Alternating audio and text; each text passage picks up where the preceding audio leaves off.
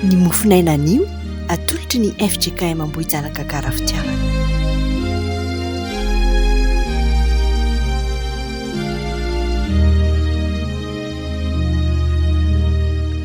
Dia mbola ho amintsika mandrakariva ry havana ny fahasoavana sy fitiavana avy amin'Andriamanitra Ray sy Jesosy Kristy Tompo ary ho aminao anie ny fanahy masina. Hiaraka hivavaka isika. Misaotra anao izahay Tompo fa mbola manana fotoana indray izay ahafahana miombona aminao amin'ny tian'io ity izay hiarahanay amin'izao fandaharana mofinaina izao indray. Misaotra anao izay satria ny zavatra rehetra tokoa dia ampiasainao mba hahasoa izay tianao. Misaotra anao izahay fa ianao dia maneho ny maha-Andriamanitra anao ka asehonao anay miharihary fa ianao dia Andriamanitra fitiavana, ianao ilay nahary izao tontolo izao ary ny herinao sy ny fahefanao dia hatrany an-danitra sy etỳ an-tany. Ianao ilay fiandohanay ary hiafaranay ihany koa. Ary noho ny fahasoavanao, noho ny fahatsaranao no mbola mahatoy izao anay indray ny mbola ahavelomanay ankehitriny. Ifonanay aminao Tompo ny tsy fahamendrehanay sy ny fahotanay rehetra ary angatahanay ny indrafonao lehibe. Angatahanay ihany koa ny fanahinao masina mba hanatrika izao fotoana izay iombonana eto izao indray. Ka raha indray ny teninao izahay dia izany fanahinao masina izany no hampianatra sy hanoro lalana anay, ahatakarana ny sitraponao marina izay tianao hambara aminay. Dia mitenena ara Jehova fa miaino izay mpanomponao. Amen. Dia mbola ho aminareo anie ny fahasoavana sy ny fiadanana avy amin'Andriamanitra Raintsika sy Jesosy Kristy Tompo. Amen. Ny anjara mofinainantsika anio alarobia 7 ny volana Janoary 2022 dia ny Eksodosy 7:30 ny andininy 12 ka hatramin'ny 17. Eksodosy 7:30 ny andininy 12 ka hatramin'ny 17. Vakina amin'ny anaran'i Jesosy ny teny. Ary hoy Mosesy tamin'i Jehova: indro fa ianao milaza amiko hoe eto miakatra ity fireneny ity, ary ianao koa tsy mbola nampafantatra izay nirahanao hiaraka amiko, kanefa ianao efa nilaza hoe mahalala anao tokoa aho ary efa nahita avy teo masoko ianao. Koa ankehitriny raha nahita avy teo masonao aho dia ampafantaro lalànao aho, halalako anao mba hitako fity eo masonao ary hevero fa olonao ity fireneny ity. Dia hoy izy: nitavako no handeha dia hanome anao fitsaharana aho. Fa hoy Mosesy taminy: raha tsy handeha ny tavanao dia aza mitondra anay hiakatra hiala aty, fa inona nefa no ahafantaranay fa nahita avy teo masonao zaho sy ny olonao, moa tsy amin'ny nandehananao miaraka aminy va dia voavaka amin'ny firenena rehetra ambonin'ny tany izahay dia izaho sy ny olonao. Ary hoy Jehova tamin'i Mosesy: izao zavatra lazaiko izao dia ataoko koa fa nahita avy teo masoko ianao ary mahalala anao tokoa aho. Ary hoy Mosesy mba hampahitana ny voninahitra aho, fa hoy Jehova: izao hampandalo ny fahatsarako rehetra eo anatrehanao ka hanonona ny anaran'i Jehova eo anatrehanao. Fa hiatra izay hiatrako aho ary hamindra fo amin'izay hamindrako fo. Ary hoy koa izy: tsy mahazo mahita ny tavako ianao, fa tsy misy olona mahita ahy ka ho velona. Dia hoy Jehova: indro misy fitoerana eto anilako dia hijanona eo ambonin'ny harabatoko ianao. Koa raha mandalo ny voninahitro dia ataoko eo an-tsefany ny harabatoko ianao, ka hosaronako ny tanako ianao mandra-pandaloko, dia hanaisitra ny tanako aho dia hitan'ny voako ianao, fa ny tavako tsy ho hita.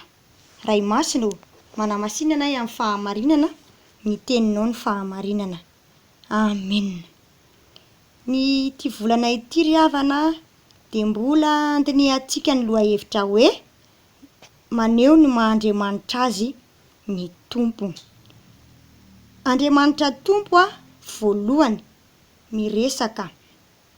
Voalohany Andriamanitra miresaka.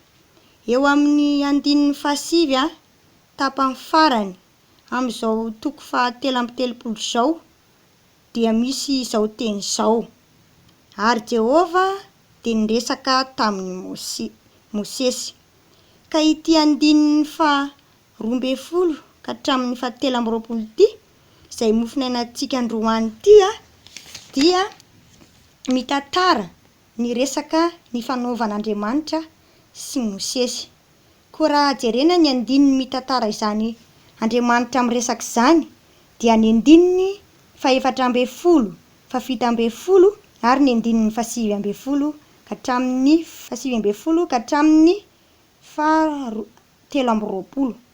Midika izany fa Andriamanitra dia miresaka amintsika ka manakambara amintsika. Ahoana ary no atao mba azahoana mahalala fa miresaka amintsika Andriamanitra? Eto dia mazava ny tenin'Andriamanitra. I Mosesy dia niditra tao amin'ny trano lay, toerana natokana hitadiavana an'Andriamanitra. Hitantsika izany eo amin'ny andininy 7 ka hatramin'ny 1:10 eto amin'izao toko 7:30 izao. Koa raha iaino an'Andriamanitra zany isika dia ao amin'ny trano n'Andriamanitra izay atao koa hoe fiangonana ankehitriny. Ka amin'ny alalan'ny teny vakiana sy toriana no itenenan'Andriamanitra amintsika eo ambany fitarihan'ny fanahy masina. Afaka miaino an'Andriamanitra koa isika amin'ny alalan'ny famakiana ny Baiboly izay boky mirakitra ny tenin'Andriamanitra. Ny afaka miaino koa tsika toriteny amin'ny radio. Ohatra ao amin'ny radio Fahazavana dia misy ny fandarana mofinaina isan'andro, ary isaorana an'Andriamanitra koa fa isika eto amin'ny Efitsika Imam-bojanakagara Fitiavana dia manana izao page Facebook izao izarana amintsika isan'andro ny mofinaina voalahatra izay hanambarana ny tenin'Andriamanitra, azahoantsika mandre izany tenin'Andriamanitra izany. Ry havana malala ao amin'ny Tompo, miteny amintsika Andriamanitra ka manambara amintsika isan'andro, miteny amintsika Andriamanitra isan'andro. Koa eno izy aoka ataontsika vaindohan-draharaha ny fiainoana azy ka hanantona azy any amin'ny tranon'Andriamanitra isika na ny fiangonana izany. Aoka hanokana fotoana isan'andro hamakiana ny Baiboly sy hiainoana toriteny ary atao eo ambany fitarihan'ny fanahy masina izany. Fa ny faharoa, Andriamanitra miaino. Andriamanitra miaino. Ny andininy 12 ka hatramin'ny 17. Ireo andininy ireo dia mitantara ny resaka ny fanaovan'i Mosesy tamin'Andriamanitra. Izany dia manambara fa azo ifampiresahana tsara Andriamanitra sady tsy miova fa miaino izay ambaran'ny olona. Raha miaino Andriamanitra, inona kosa ary ny tokony ho ataontsika? Andeha hanao tahaka ny Mosesy, tsy misalasala mihitsy izy eto miresaka amin'Andriamanitra izay inony fa miaino azy.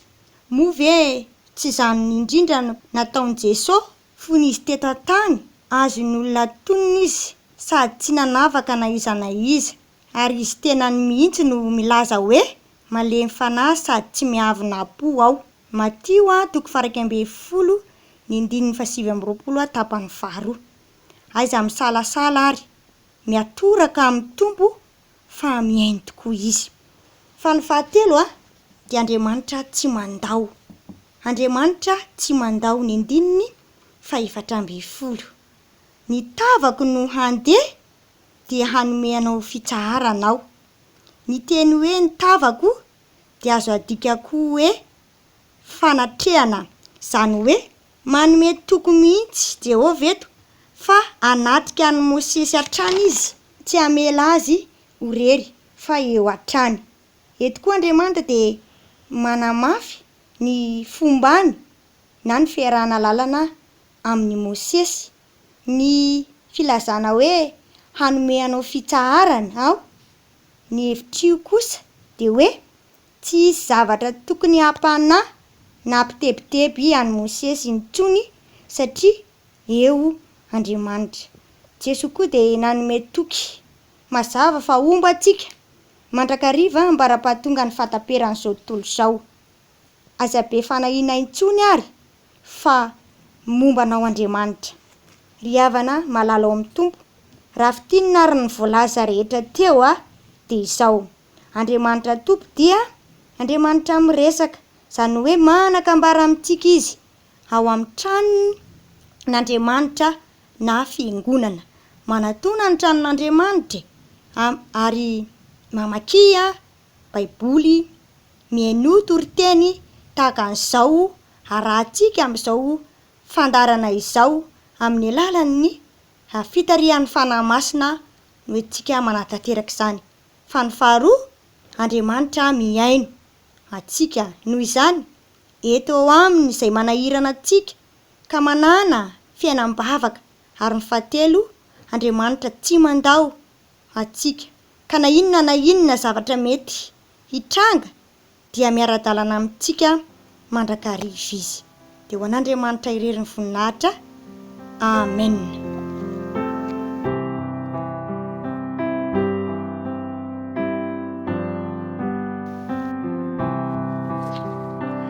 Raha hivavaka isika,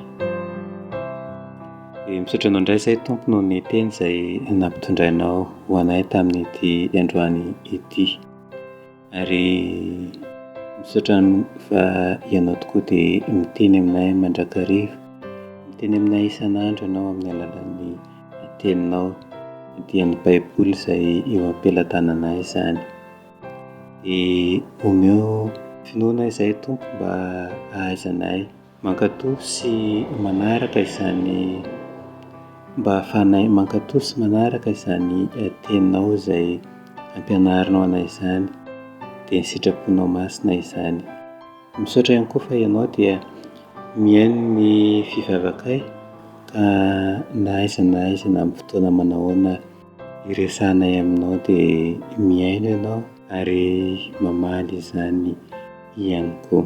Tsy miova tokoa ianao manisa an'io ary mandrakizay, ary mandraka ankehitriny dia maneho ny maha Andriamanitra anao aminay ianao. Mino ary izay Tompo fa amin'ity anio ity dia tsy andahoanay indray ianao fa ombanay hatrany amin'izay rehetra ataonay, na amin'ny asa mandraraha izany, na ny fianarana na ny adidy samihafa izay tanterahanay, dia mialoha lalana anay amin'izany rehetra izany ianao. Dia petrakay fiainam-pelatananao ary ny fiainan'ny firenenay, ireo mpitondra anay izay mikatsaka mandrakariva ny hasoa sy hatsara ity firenenay ity. Na eo aza ny fahasahiranana sy ny zavatsarotra rehetra izay hatrehana dia ianao kosa hanolotra saina endry azy ireo mba ahafahany manasoa izany firenenay izany. Eo ihany koa ny fiangonanay sy ireo mpitondra anay izay mitaiza sy mitarika anay ho amin'ny fanarahana anao, dia ny fanahinao masina ne tsy ala amin'izy ireo mandrakariva ka ahefahany izany andraikitra izay mipetraka eo am-pelatanana izany. Dia izany vavaka izany Tompo dia tonoinay amin'ny anaranao Kristy Tompo, ary ampiarahanay amin'ilay vavaka tsara indrindra nampianarinao manao hoe: Ranay eo izay ny an-danitra, ho masinana ny anaranao, ho tonga ny fanjakanao ary atao any sitraponao ity tany tahaka ny any an-danitra. Meo anay anio ny anasaza ao anay ary mamela ny elokay tahaka namelanay izay meloka taminay, ary aza mitondra anay ho amin'ny fakapanahy fa manafahanay amin'ilay ratsy, fa anao fanjakana sy ny hery ary voninahitra mandrakizay. Amen.